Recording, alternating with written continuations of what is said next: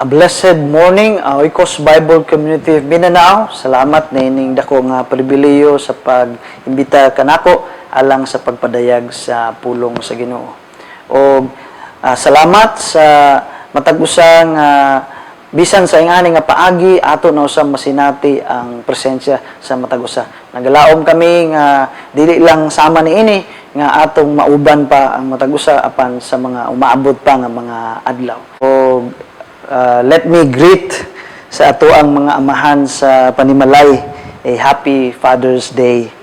Unta ang grasya sa Dios mo ay kanunay nga mag-mold kaninyo as a person and as a father that God wants you to be. So because of this timely occasion, first adunay encouragement ko nga gustong ihatag sa mga amahan.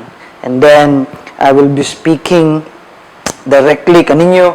And then second, I hope and I pray that the principles nga atong pagahisgutan karon is also relevant and applicable sa mga believer in general or to us as a church, dili lang sa mga amahan. So to begin, let me share to you a story.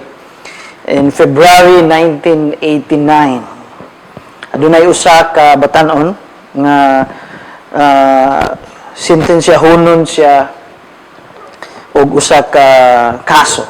Okay? Kaning ang judge kaila kaayo niya tungod kay siya og ang amahan nining maong bata is dugay na nga magkaila. Okay? Tungod kay usa ka sikat ka legal scholar ang iyang amahan o usa pod ka sikat ka manunulat sa libro nga gitawag nila og The Law of Trust. So ang judge nangutana sa kaning ulitaw, imo bang nahimduman ang imuhang amahan? And then mitubag siya, I remember him well, Your Honor. Unya ang judge gina-examine ang iyahang pagbati. Unya miingon nangutana ang judge kaniya, karon masintensyahan ka na. Aduna ka ba'y mga pangunahuna o mahimrumduman may tungod sa imuhang amahan? What do you remember most clearly about him? There was a pause. Then the judge received an unexpected answer. Ayun siya. I remember when I went to him for advice. He looked up at me from the book he was writing and said, "Run along, boy, I am busy." When I went to him for companionship, he turned me away, saying, "Run along, son, this book must be finished." Niya, mingon ang ulitaw, Your Honor, you remember him as a great lawyer. I remember him as a lost friend. Unya ang judge mi hunghong sa iyang kaugalingon pagkasubo pamalandungon na humantuod niya ang libro but lost the son, lost the boy. Adunay usa ka pinasahi nga tawag or hagit ang scripture alang sa mga amahan o sa mga bana sa panimalay. Fathers bear a special responsibility for the spiritual and moral life of the family. Matod pa ni Ruth Bader, usa ka member of the Supreme Court in the U.S., men have to be persuaded that bringing up children is a very important part of their life. Motherhood has to be praised to the skies, but the greatest praise men can give to that role is for them to share in doing it. So naghagid siya nga kinahanglang ubanan. Dili lang ang pagmatuto sa mga bata, dili lang trabaho kuno sa usa ka inahan, kundi labaw sa tanan, usa kini ka responsibilidad usab nato nga mga amahan. Therefore, I urge you, fathers, that we must learn to embrace that responsibility.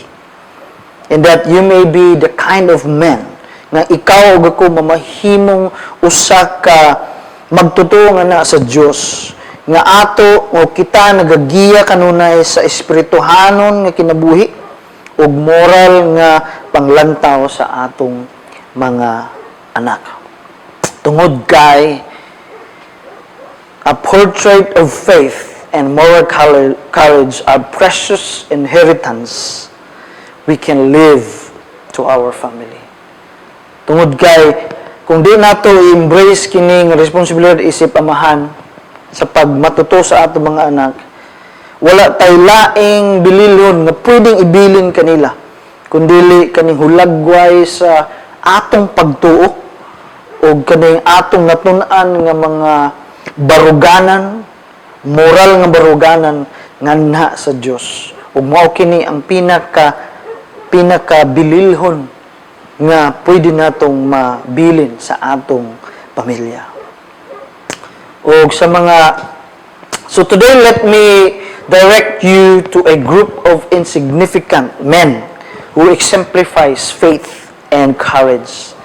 Then they become great men of great influence. So ang atong mensahe karon gahisgod may tungod a portrait of faith and moral courage. So it is actually a reflections from examples of Daniel and his friends.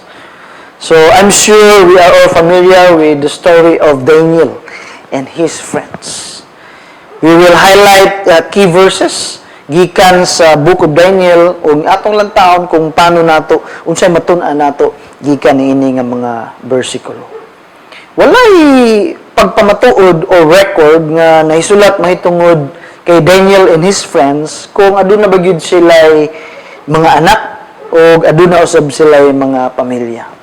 For sure, wala tay idea mahitungod kung kinsa sila o unsa silang klaseng husband or a father. And so, dili na moy atong focus. Kundi kinsa sila o unsa sila dinha nganha sa Dios. Number one principle nga atong makita sa ilahang mga kinabuhi. Number one is that they resolve to please God in every aspect. Turn your Bible with me in Daniel chapter 1 verse 8. It says, "But Daniel resolved not to defile himself." Nindot kaayo nga phrase kanang gingon niya. Resolve not to defile himself with royal food and wine, and he asked the chief official for permission not to defile himself this way. 2 times or twice nga gi-mention in that particular verse kanang defile himself, not to defile himself. At the young age, Daniel and his friends resolved to please God in every aspect, not just the most important aspect of or moral aspect in their lives, but in all aspect sa ilahang kinabuhi. So wala lamang nila tagad dakong pagtagad ang paglantaw sa mga importanteng moral issues sa kinabuhi, kundi gilantaw nila ang halos ang tanan. So Daniel's request is not actually a request for moral purification or moral sanctification when he said not to defile himself with royal food, but actually a ceremonial request.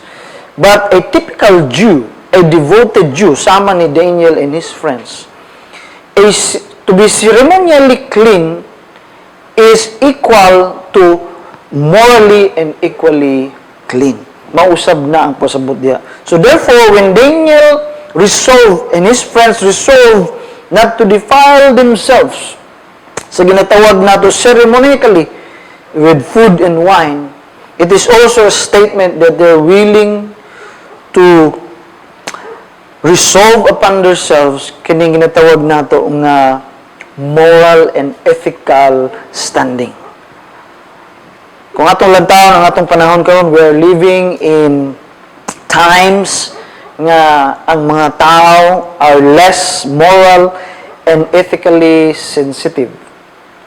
Gani sa ato ang kahimtang karon kanabang daghang mga mga issues sa kinabuhi nga makita nato nga ang believers ug ang unbelievers wala nay halos kalainan. Di na nato makita ang difference between the one that is believing in God and the one that do not. Pero mao kani ang klaseng mao kani ang dakong hagit kanato karon sa ato ang panahon. To show kung tinuod bagyod ang ato ang pagtuo nga na sa Ginoo ug tinuod bagyod ang atong kaisog nga andam kita nga barog sa mga gitudlo sa Dios nga ni kanato. To believe in God by faith is one thing, but only those who resolve to please God are the most sincere, and only few are willing to make that choice. Subo pamalandungon. Ang pagtuo sa Ginoo ang pagtuo sa Dios pinaagi sa atong pagtuo is that usa ka matang kana sa atong Kristohanong kinabuhi. Pero ang nagpakita og sinseridad sa ilahang pagtuo nganna sa Dios is kadto lamang andam nga moresolba sa ilahang kaugalingon na andam nilang pasidunggan ang Dios pinaagi sa ilahang kinabuhi. O pipila lamang ang adunay willingness to make that particular choice. Here's a quote that says, "Faith is not only a commitment to the promises of Christ. Faith is also a commitment to the demands of Christ." Mao nga ang dakong pangutana kanato, I'm talking to the husbands and the fathers within the household, is our faith kana bang makita gayud sa ato ang panimalay, sa atong pamilya? Tataw ba ang ato ang pagresolba sa Ginoo nga andam kita nga pasidunggan ang Dios sa tanang aspeto sa atong kinabuhi? O ginapili lang nato ang mga aspect sa atong life nga gusto natong pasidunggan ang Dios? Sa mga aspeto lamang nga kaya nato, sa mga aspeto lamang nga sayon nganhi kanato. Pero ang tinuod nga pagtuo nga na sa Ginoo is a commitment and a dedicated even to the commandments and the demands of Christ. We cannot separate faith and obedience. We cannot claim na nagtuo kita sa Ginoo pero dili ta andam mosunod. And we cannot obey God kung pananglitan dili pud hugot ang atong pagtuo nga na sa Ginoo. So faith and obedience are inseparable nga na sa atuang pagpangalagad o pag-ila nga na sa Dios. Usa kada kung hagit kanato nga mga amahan o mga bana sa panimalay nga ato gyung lantaon ang atong kinabuhi nga makita gyud kanato ngini ang tinguha sa kanunay nga andam tang pasidunggan ang Dios sa tanang aspeto sa atong kinabuhi. We may expect our children to obey us as parents. O aduna po yung mga butang ginatudlo nato sa atong mga kaanakan nga gusto natong sundugo nila. Pero ang dakong pangutana, kita ba pud ba nga amahan? Naapapud ta sa sitwasyon nga andam tang musunod sa atong buhi nga Dios. Ug andam usab kita nga pasidunggan ang Ginoo pinaagi sa atuang pagsunod nga na kaniya. Dili pwede nga atong itulak o atong suguon o atong tugluan lang ang atong mga anak nga buhaton nilang tama. Pero kita dili ta andam nga buhaton ang tama nga na atubangan sa Dios. Dunay usa ka istorya nga usa ka amahan nagsulat og usa ka letter sa iyang anak.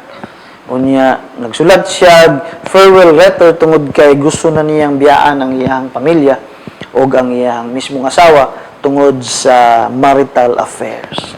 So dito sa iyang sulat, mingon siya sa iyang anak kung iyang gi-explain kung unsa niya kahigugma kaayo ang iyang anak.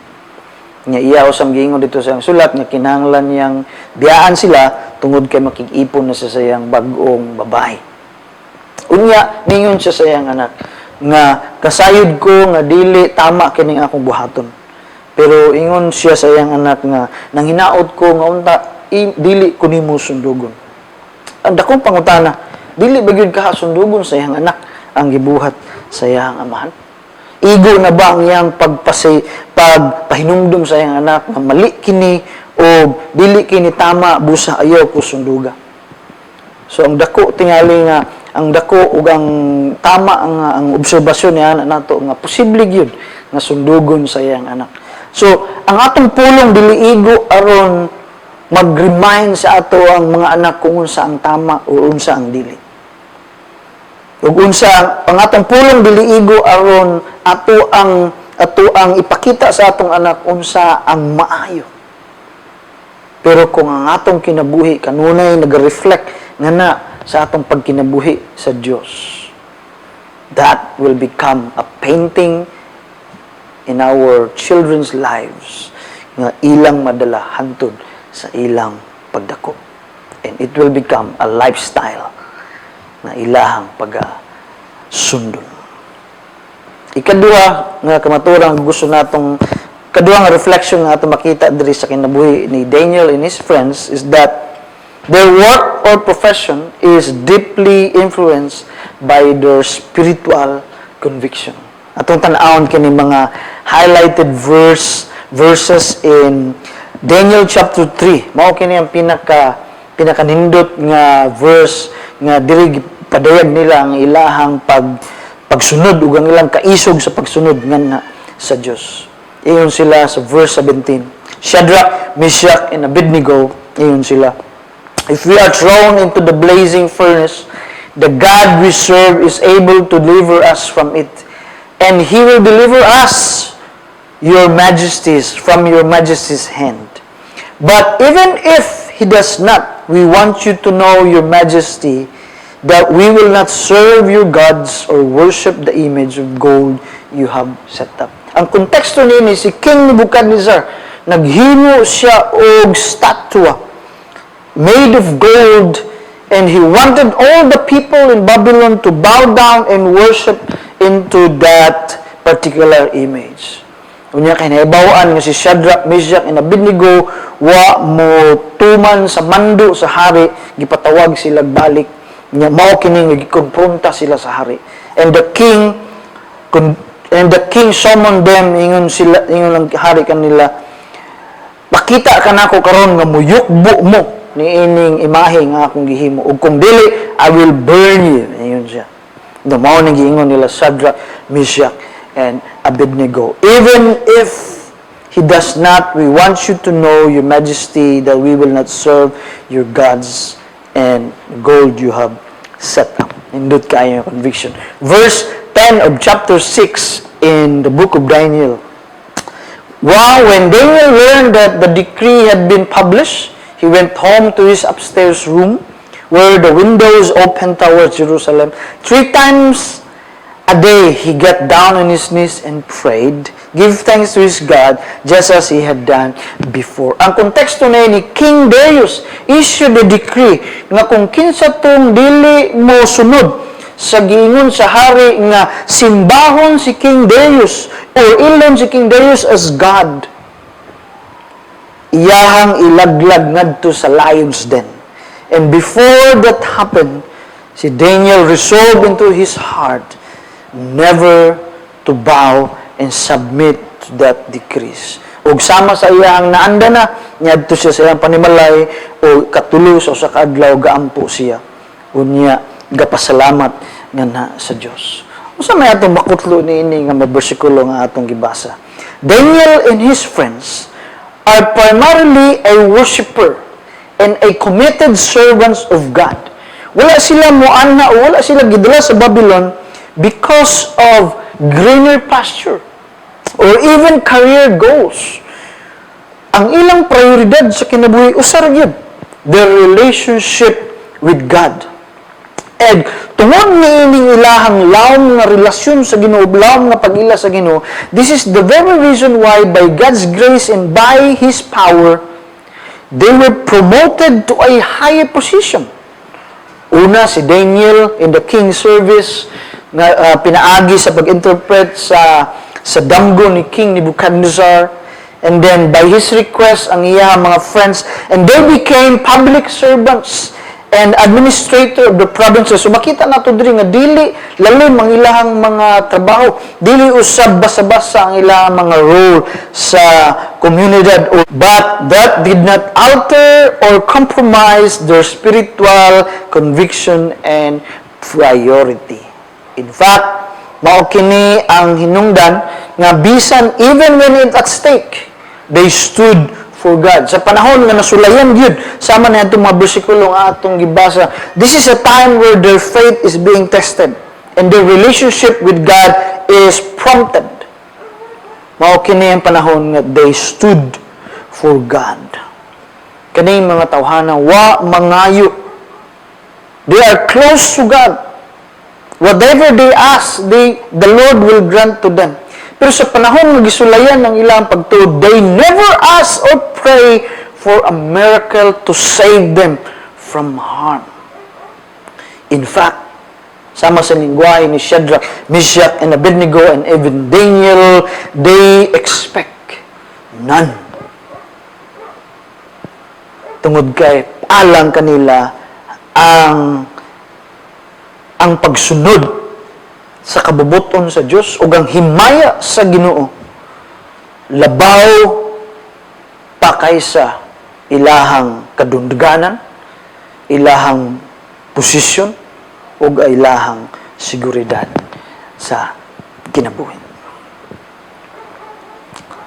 Makita nato diri nga ang idea nga gitudlo sa Biblia is that ang atong profession, ang atong trabaho, ang atong pamilya dili usa ka separate entity ngadto sa ato ang spiritual life.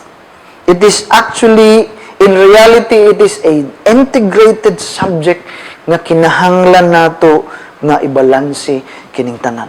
And above all, mas dagaan ug dako nga kabug-aton ang atong relasyon sa Ginoo.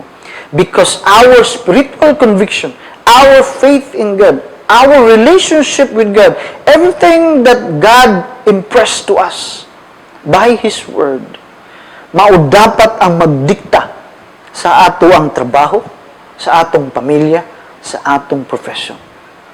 Dili baliktad, kundili mao kini ang mahimong motivation nato towards work, profession, and nurturing our family. It is because our priority is to display that everything we do is influenced by God's conviction, by spiritual conviction that we learn from God Himself. So we always pattern our life with God. As a father, we should pattern our life to God. As a worker, we should pattern our life by God's conviction and principle.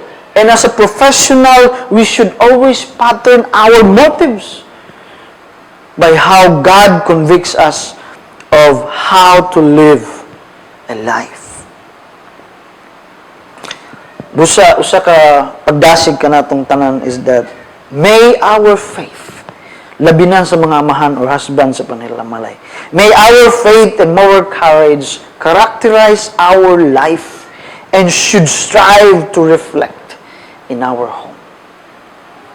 So bisan sa mga batanon, o bisan sa mga young professionals, o bisan sa mga dili minyo, kinahanglan or mas maayog yun nga makita ang atong tinuod nga relasyon sa Ginoo o ang ato ang mga moral conviction ato gyud nang gipakita sa atong kinabuhi ug atong gipaningkamutan pinaagi sa grasya sa Ginoo nga kini makita dili lamang sa panimalay apan labaw sa tanan, makita sa mga tao sa atong palibot. So always remember sa mga amahan, a parent's responsibility is not to his child's happiness. It's to his character. So unsa man nga klaseng picture ang gusto natong maipinta o makita sa kinabuhi sa atong mga membro sa panimalay. Or unsa man alang kanato as a church, unsa mga klaseng picture ang gusto natong makita sa uban nganhi diri kanato. I hope and I pray that if there is a picture that others would want us to reflect, may it be our faith in our moral courage nga nagagikan nga na sa atong buhi nga Diyos. Happy Father's Day sa mga amahan nga nagapaminaw karon. O daghang salamat sa Diyos sa ato ang higayon sa pagtuon usab sa iyahang pulong. Shall we close this in a word of prayer? Let me pray for you. Ginoong Diyos, daghang salamat sa panahon nga imong gihatag kanamo. Tinuod nga isip amahan sa panimalay, daghan mig mga weaknesses o mga kasaypanan, Ginoo. Tungod kay wala namo gi paningkamutan pinaagi sa imong grasya nga ihaom, Ginoo, ang amo ang pag-lead sa among panimalay. But I pray that right now you convict us of your word, help us to resolve to ourselves to always please you at all times.